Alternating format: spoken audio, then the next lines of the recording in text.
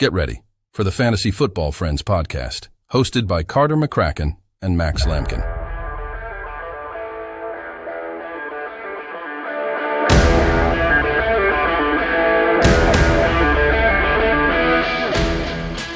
So here's our Thursday night preview. New York Giants, the big blue apple, against the San Francisco 72ers.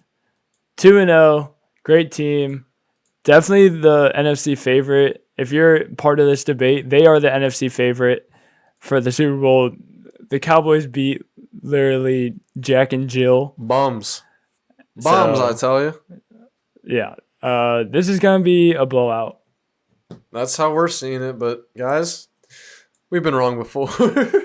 I don't see how there's any way it's not, though, dude. I mean, the Giants got, blown out by Dallas and got saved by the hair of their chin against Arizona. Not to mention Saquon will not be there. Yeah, Saquon's not going to be there, guys. This 49ers defense, if you have them, you're 100% playing. Yeah, I mean, Daniel Jones had a great week last week, finished as a QB2, 2 passing touchdowns and a rushing touchdown, great yardage output, QB 14 on the season, but I'm not starting him. I have him in one of my leagues, guys, and I'm not starting him. That's scary going against that defense. I think he could be all right. I probably wouldn't look to start him as well because he might be their lead rusher. Right. That's a fair point. That's a very fair point. But I don't know. So to counter that, my thought is if you're saying Fran, you kind of know that. You know what I'm saying? I don't know. Yeah. Not a confident outlook. I mean, yeah, stay away from Daniel Jones. But he could have a good week, but I'm not going to take the risk and actually bet on it, Yeah. So guys, check out some of the waiver wire options we have for you and just check, who's on your waivers. Streaming options, always play the matchup in a situation like this. But San Fran's quarterback Brock Purdy is QB 18 on the season. Finishes QB 25 last week, but we saw that running game really get going with CMC and Debo having great weeks.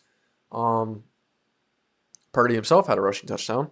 So, I mean, I don't necessarily I think this is a favorable matchup, obviously, but I would hope you have someone better than Brock Purdy as your starting quarterback, guys. So if you do have someone better than that, certainly stick with your guy.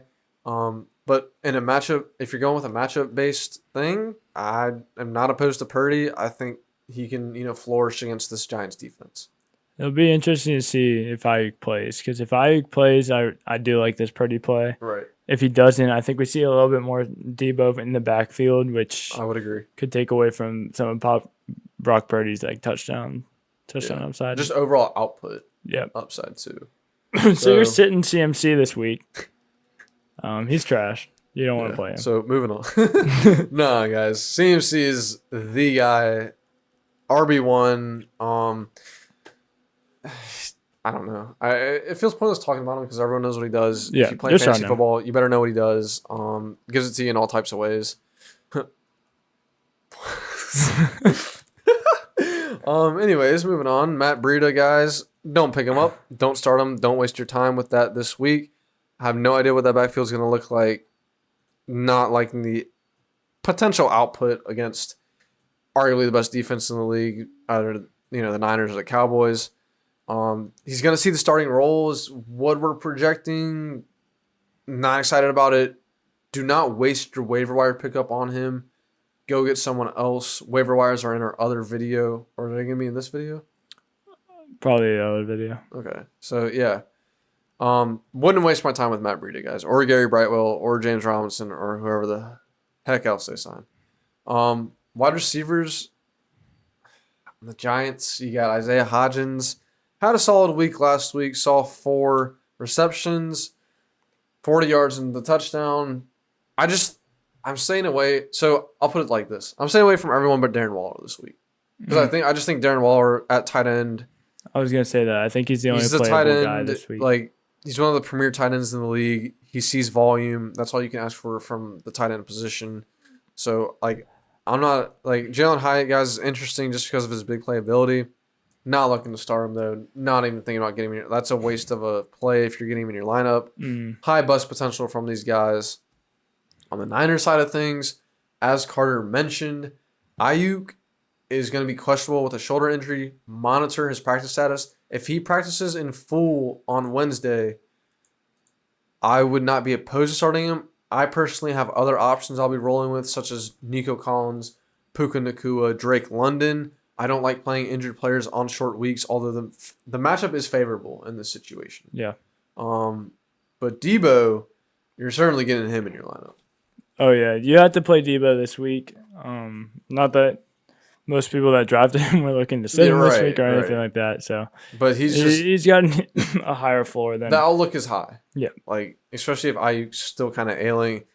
I mean, we saw what he did last week on the ground and through the air. So, guys, Debo Samuel, be confident in legit. him. Yeah. We're looking at vintage Debo from last year.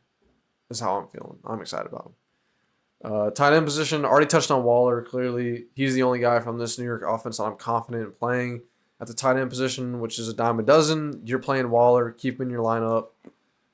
Saw great work last week. Hopefully, you can find pay dirt. That'd be a great help. That would. George Kittle. That would for me. Yeah. That'd be a great help. George I think Kittle, he should actually go ahead and do that. Yeah. What's your opinion on George Kittle? I'm not very high on him. I mean, I think he's one of the better tight ends right now. Not too great the first 2 weeks, but he can start racking up touchdowns. And this is a matchup he can exploit. Yeah. So I guess he's not a guy that's leaving your lineup, guys.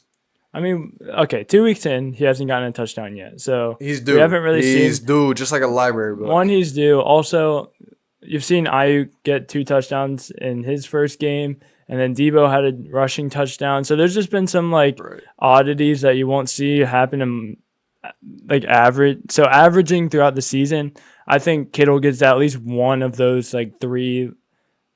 Okay, Ayuk having 2. Ayuk having. So I'd say Ayuk had 2 touchdowns in a game. I think that's odd. He probably won't do that very often. Not many people do that often. So there's 1 touchdown that is kind of in the air, quote unquote. Debo rushing touchdown, unless he's used no pun intended in the air. That was good. That was good. That was really good.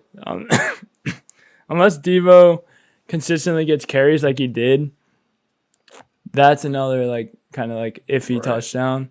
And I think both of those, if they were to shift, could go to Kittle. I don't want to forget about CMC here because he's obviously play Kittle, guys. Yeah. In a good match. So my outlook on Kittle, basically, just to get to your question, he's a guy you drafted to play. And exactly. You're playing him, especially at the tight end position. Dime a dozen, guys. Like I said, so you're playing Kittle. Please, for the love of God, do not play the Giants' defense, and don't even play their kicker either. San Fran's defense, though, get him in there. Kicker, get him in there. I mean, this is going to be a great game. Great output from San Fran is what we're looking at. So to start off our weekly predictions, we're coinciding here. We're in cohesion. What's the first game? The Giants at San Fran. Oh, okay. We're both taking San Fran, right? Yeah, I'm taking San Francisco Okay, here. yeah. Whew. Yeah. So, guys, quick one here. Easy when you have a team like the Giants going against a team like the Niners. Play your guys that you drafted. Neither of these quarterbacks are great outlooks. But that wraps us up. Let us know if you have any lineup debacles. Keep an eye on Brandon Ayuk, his practice activity on Wednesday. I'm not looking to start him, guys. I have other options. Let us know if you do as well. Would love to answer your questions, get that problem solved for you. Yeah, so thank you guys for watching.